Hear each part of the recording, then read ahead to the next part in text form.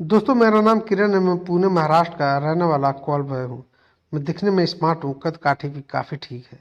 मैं पुणे में अपने भैया के साथ रहता हूँ। भैया एक इंजीनियर है, लेकिन अभी तक उनकी शादी नहीं हुई है। तो खाना बनाने के लिए हमने एक मेड भाभी रख ली थी, जो हमारे पड़ोस में ही रहती थी। वो भाभी गुजरात की थी। गुजरात में अभी दिखने में एकदम अप्सरा जैसी थी।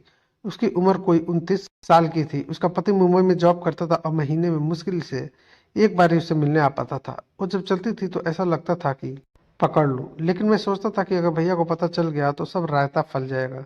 तो इसके लिए मैंने एक प्लान बनाया। जब वो दूसरे दिन खाना बनाने आई तो मैं सुबह उठकर तैयार हो चुका था और भैया उसके आने से पहले ही जॉब पर चल जाते थे, क्योंकि उनको ऑफिस में लंच मिलता था। अब मैं उसके आने से पहले तैयार रहने लगा और उसको कुकिंग में हेल्प करने लगा। वो भी मुझसे बातें करने लगी थी। धीरे धीरे हमारी अच्छी दोस्ती हो गई। मैं उसे इधर उधर की बातें करने लगा। मैंने उसकी फैमिली के बारे में जानना चाहा तो उसने बताया कि उसकी नई नई शादी हुई है और उसका पति सिर्फ पैसा कमाने के पीछे भागता है। धीरे धीरे मैं समझ गया कि यह भाभी भी बहुत दिनों से। मैं उसके और भी करीब आने लगा। वो भी मुझसे काफी घुल मिल गई। कभी मैं उसके साथ थोड़ा मस्ती भी कर लेता था, तब भी वो कुछ नहीं कहती थी। उसने भी मुझे पहचान लिया था। मेरा दिल की बात को वो अब समझने लगी थी। एक बार भैया को ऑफिस के काम से एक महीने के लिए गुजरात के जामनगर शहर में जाना पड़ा तो मैं खुशी से झूम उठा, क्योंकि मुझे भाभी के साथ। जब भैया जामनगर चले गए और मैंने प्लान बना लिया, एक दिन निर्मला भाभी सुबह खाना बनाने के लिए आ गई। तो मैंने उनसे कहा कि अभी सिर्फ तुम सुबह का ही खाना बनाओ और शाम को फिर से खाना बनाने के लिए आ जाना। वो बोली ठीक है। इसके बाद रोज की तरह हमारी बातें शुरू हो गई और वो खाना बनाकर चली गई। अब मैं पूरे दिन भर उसका इंतजार करता रहा, लेकिन शाम को देर से 10 बजे आई। मैंने पूछा इतनी देर क्यों कर दी, तो उसने कहा कि उसे कुछ काम था। मैंने बोला ठीक है। वो किचन में चली गई।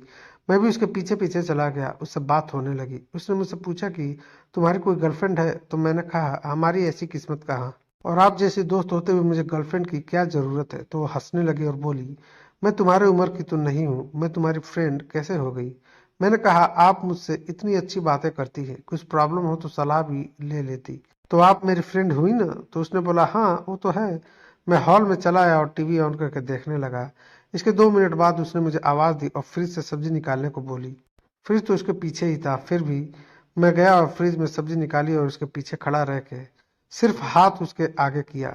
वो कुछ नहीं बोली और किचन की टेबल के नीचे का सामान लेने के लिए पीछे को सरक कर नीचे झुक गई। तो अब मैं फ्रिज और उसके बीच में फंस गया था। मैं पागल हो रहा था। उसने भी मुझे मुस्कान दी तो मेरी समझ में आ गया, अब मेरा कंट्रोल नहीं हो रहा था। मैं उसको बेडरूम में ले आया। उस दिन से बहुत बार इस तरह मैं कॉल बॉय बन गया।